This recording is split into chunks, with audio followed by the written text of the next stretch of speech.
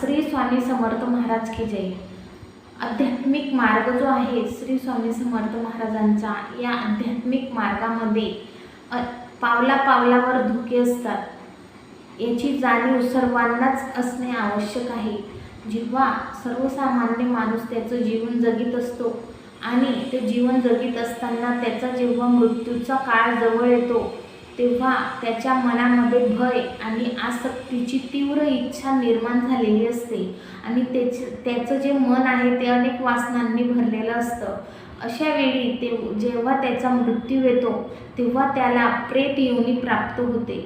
पण या आध्यात्मिक मार्गामध्ये जो कोणी सेवेकरी वाटचाल करीत असतो किंवा या आध्यात्मिक मार्गाचे जे काही सेवा आहे, उपासना आहे, ते ईश्वराची उपासना करत असेल आणि अशा वेळी त्याचं जे आचरण आहे ते बिघडलेलं असेल, त्याचं वर्तन हे अयोग्य असेल, त्याचे मन हे अनेक वासनांनी जर भरलेलं असेल, तर मग त्याला जेव्हा मृत्यू येतो तेव्हा त्याच्या मृत्यूनंतर त्याला ब्रह्मसंबंध म्हणजेच ब्रह्मराक्षस ही योनी मिळते।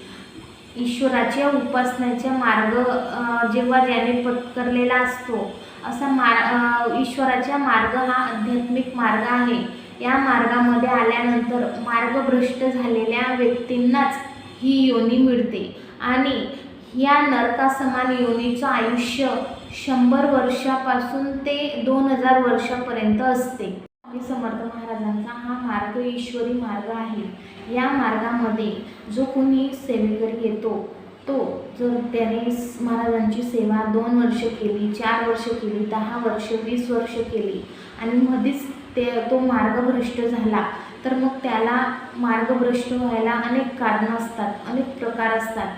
त्यापैकी यामध्ये आर्थिक स्वार्थासाठी त्याच्या मनामध्ये मतलबीपणा असेल तर, नाहीतर अधिकार प्राप्त करण्यासाठी त्याच्या मनामध्ये तीव्र महत्त्वाकांक्षा असली तर, किंवा तो जो पडद्याआड राहून सूडबुद्धीने एखाद्या ईश्वराच्या कार्यामध्ये विघ्न आणत असेल, किंवा त्याच्या मनामध्ये सतत मीपणा असेल, मीच कार्य करतो, माझ्यामुळेच हे सर्व प्रचार प्रसार झाला आहे, किंवा त्याच्या मनामध्ये सतत अहंकार असणे आणि त्याचं मन इतर अनेक वासनांनी भरलेलं असेल, तर मग असे जे काही आहेत आणि मग जो श्रद्धावान भक्त येतो त्याच्या मनामध्ये सतत द्वेष निर्माण करणे आणि त्याचं मन हे स्वामी कार्यामध्ये न लावता त्याने त्या भक्ताचं मन द्वेषाने भरून काढणे, अशी ही अनेक प्रकारची कारणं आहेत मार्गभ्रष्ट होण्याची। यातली एक जरी कारण असेल एखाद्या व्यक्तीमध्ये, तर मग तो व्यक्ती मार्गभ्रष्ट होऊन कुमार्गावर जातो आणि मग अशा कुमार्गावर जाणाऱ्या व्यक्तीला अतिशय भयंकर अशी नरक योनी जी आहे ती मिळण्यापासून कोणीच वाचवू शकत नाही, किंवा त्या नरक योनी मिळाली नाही म्हणून कोणीच वाचवू शकणार नाही। का? कारण हे त्याचं स्वतःचं कार्य असतं, त्याने स्वतः केलेलं असतं आणि हे त्याच्या कर्मामध्ये लिहिलेलं गेलेलं असतं। म्हणून आपल्याला जेवढं जमेल तेवढं करा, पण ह्या मार्गामध्ये आल्यानंतर मार्गभ्रष्ट होऊ नका, कारण तो अविश्वास दाखवला जातो। पण स्वामी महाराज साक्षात ईश्वर आहेत आणि स्वामी महाराजांवर कसले आपण अविश्वास दाखवायचा? मुळीच दाखवायचा नाही।